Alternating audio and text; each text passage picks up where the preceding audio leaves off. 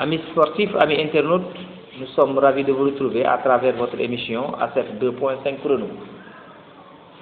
Au micro, votre fidèle serviteur et ami, Lamine ASEF Diallo, pour vous présenter ou bien faire avec vous le round-up de l'actualité sportive ici au Sénégal. Mais avant cela, nous allons réitérer notre appel, notre cri du cœur, dirais-je, à l'endroit de toute la population sénégalaise, à l'endroit de nos autorités administratives et coutumières, à l'endroit de nos autorités sportives, à l'endroit de tous les mécènes. En effet, comme nous le rappelions il y a quelques semaines, le jeune footballeur Souleymane Sylla, pour ne pas le nommer, victime d'un accident de la circulation depuis le 5 décembre 2021, est cloué au lit depuis cette date. Et son cas nécessite un transfert à l'extérieur. Ses parents, ses amis sont en train de faire des mains et des pieds pour collecter la ronde somme de 14 millions afin de faire face aux frais liés à ce déplacement. C'est pour cela que nous lançons encore une fois un appel à toutes les autorités pour une prise en charge efficace et efficiente de ce cas. Par ailleurs,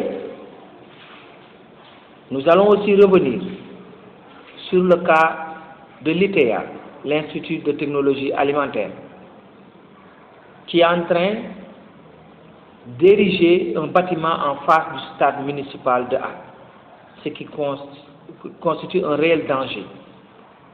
Un réel danger pour les supporters qui viendront pour les grandes rencontres. Nous avons tiré sur la sonnette d'alarme afin d'alerter les autorités. Mais je crois que les responsables de l'ITEA continuent de faire la sourde oreille. Ils sont en train de creuser des tranchées en face du stade, comme si de rien n'était. Un appel donc est lancé pour une prise de conscience afin d'éviter le pire. Pour ce qui concerne le championnat national de première division, le Casa Sport reprend sa marche triomphale et conserve sa première place de leader avec 37 points, suite à sa brillante victoire face au Djamba de Sali, score final 2-1. Pour la seconde place, les Grenades de Génération Foot qui ont laminé le Ndiambour par le score de 5-0 retrouvent la seconde place au détriment du Djaraf qui revient à la troisième place, le Djaraf ayant fait match nul, 0 but partout contre Teungueth FC, le champion sortant. Le premier, Guédiawaye Football Club, est à la 4e place grâce à sa victoire face à Mbour Petite Côte sur le score de 2-0. GFC a 34 points. La douane qui a été défaite par l'AS Pikine est à la 5e place avec 31 points, tandis que Djambar est à la 6e place avec 30 points. L'AS Pikine, victorieuse de la douane, donc est 7e avec 30 points, suivi de la Linguère de Saint-Louis qui a fait match nul vierge contre les insulaires de l'US Gorée, et à la 8e place avec 30 points. À la 9e place, le champion sortant Teungueth FC avec 28 points. L'US Gorée est 10e avec 25 points, suivi de Dakar Sacré-Cœur avec 24 points. Dakar Sacré-Cœur qui a fini de battre le CNFC de Thiès par le score de 3-0. Les Thiessois pointent à la 12e place donc et sont sous la menace du Ndiambour 13e avec 22 points.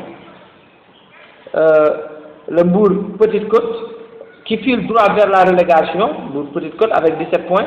Donc les Mbourois sont lanterne rouge et gagneraient à se rebiffer s'ils ne veulent pas descendre au purgatoire. pour le classement des meilleurs buteurs, Ngagne Fall de Génération Foot, avec son doublé face au Ndiambour, a rejoint Bouli Junior Sambou du Djaraf à la tête du classement des meilleurs buteurs avec 13 buts.